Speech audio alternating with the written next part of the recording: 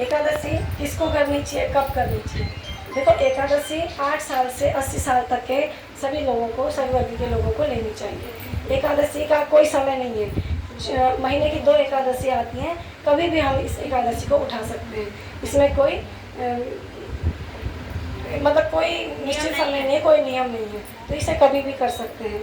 इसमें खाने के लिए पूछते हैं कि हमें क्या खाना चाहिए। देखो, इसमें खाने के लिए बहुत सी वस्तुएं, फलाहार की चीज़ें खानी है। अन्न इसमें त्याग है, अन्न का त्याग करना चाहिए। तो इसमें देखो, इसमें एक कथा आती है अमरीश महाराज जी। अमरीश महाराज जी भगवान की बहुत सेवा करते थे, बहुत पूजा पाठ करते थे, भगवान की सेवा में लीन रहते थे। एक बार उन्होंने एकादशी का निर्जला व्रत रखा था, उस समय महाद्वादशी पड़ी थी, तो उन्होंने उस समय निर्जला व्रत रखा था। एक बार क्या हुआ कि उन्होंने वैष्णवों और ब्राह्मणों की सेवा के लिए महाप्रसाद रखा था कि पारण के लिए महाप्रसाद की व्यवस्था की थी। तो पारण का एक समय निश्चित होता है।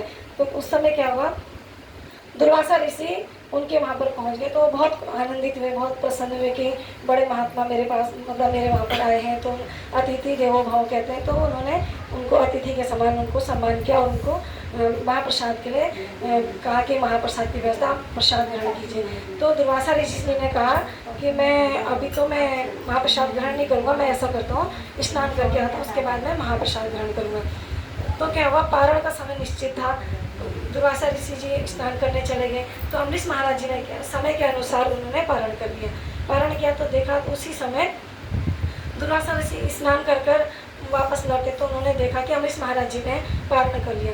तो उन्हें बहुत क्रोध आया कि उन्होंने मतलब अतिथि का सत्कार किया, उसके बाद सम्मान नहीं, मतलब उनको ऐसा लगा कि ये मेरा सम्मान नहीं कर रहे। तो उन्होंने अमरीश महाराज जी को बोला कि तुम उन्होंने उनके ऊपर गुस्सा किया। तो हाँ, उनके ऊपर गुस्सा किया और उसके बाद उन्होंने क्या किया, अपनी जटा से एक बाल निकाला और उसको जमीन पर पटका। उसमें से एक कीर्तिका नाम की राक्षसी उत्पन्न, कीर्तिया नाम की राक्षसी उत्पन्न। उस कीर्तिया राक्षसी ने क्या किया, जैसे ही वो अमरीश महाराज जी पर प्रहार कर रही थी, तो भगवान का सुदर्शन चक्र आया और उसे वहीं पर मार दिया। अब दुर्वासा ऋषि डर गए, दुर्वासा ऋषि भागने लगे, क्योंकि वो सुदर्शन चक्र क्या था, अमरीश महाराज जी के पीछे दौड़ा।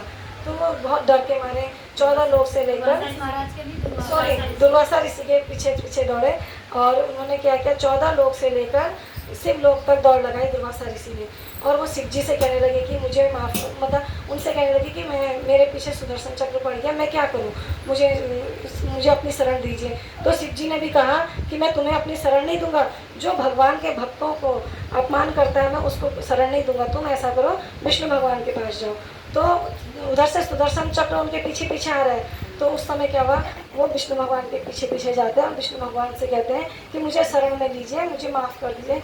तो वो कहते हैं, मैं जो भगवान के भक्तों की अवहेलना करता है, उनका अपमान करता है, मैं उसे माफ़ नहीं करता, मैं उसे कोई शरण नहीं देता। जिसका तुमने अपमान किया उसी के पास जाके उनसे क्षमा मांगो। अब वो सुदर्शन चक्र क्या हुआ, उसके पीछे दौड़ रहा। तो अमरीश महाराज जी क्या करते हैं, दुर्वासा ऋषि क्या करते हैं, अमरीश महाराज जी के पीछे अमरीश महाराज जी के पास जाते हैं और सुदर्शन चक्र उनके पीछे जा रहा होता है।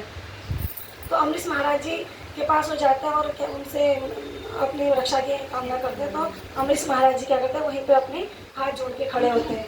क्योंकि वो एक अतिथि थे, वो महात्मा थे, तो उन्होंने फिर भी उनके मतलब कहते हैं कि भक्त बहुत दयालु होते हैं।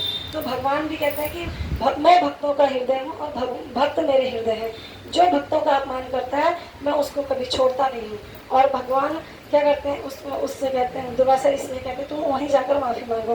तो दुर्वासा ऋषि अमरीश महाराज जी के पास जाते हैं और उनसे माफ़ी मांगते हैं और इस प्रकार वो सुदर्शन चक्र वहाँ तक पहुँचता है। फिर वो क्या करते हैं, अमरीश महाराज जी सुदर्शन चक्र जी की स्तुति करते हैं और उनको क्षमा याचना की प्रार्थना करते हैं। और इस समय इस स्तुति के वजह से वो सुदर्शन चक्र शांत हो जाता है। इस प्रकार कहते हैं कि एकादशी क्या है, इसी एकादशी को हर किसी वर्ग के लोगों को लेना चाहिए।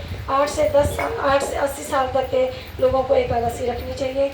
इसमें जीवों का कल्याण होता है, हमें भगवान के धाम की प्राप्ति होती है। जो एकादशी का व्रत रखता है भगवान उसे अपने धाम पर बुलाते हैं। इसमें ये नहीं कहना चाहिए कि ये विधवा लेती है या सधवा लेती है। देखो, ये इसमें विधवा और सधवा का कोई नियम नहीं है। इससे विधवा भी रख सकते हैं, सधवा भी रख सकते हैं। देखो, भगवान के माता पिता ने, नंद यशोदा बाबा ने भी ये एकादशी व्रत का इस एकादशी व्रत को रखा था। और दशरथ महाराज जी ने एकादशी व्रत रखा था, उन्हें पुत्र की प्राप्ति हुई। तो एकादशी व्रत हर किसी वर्ग के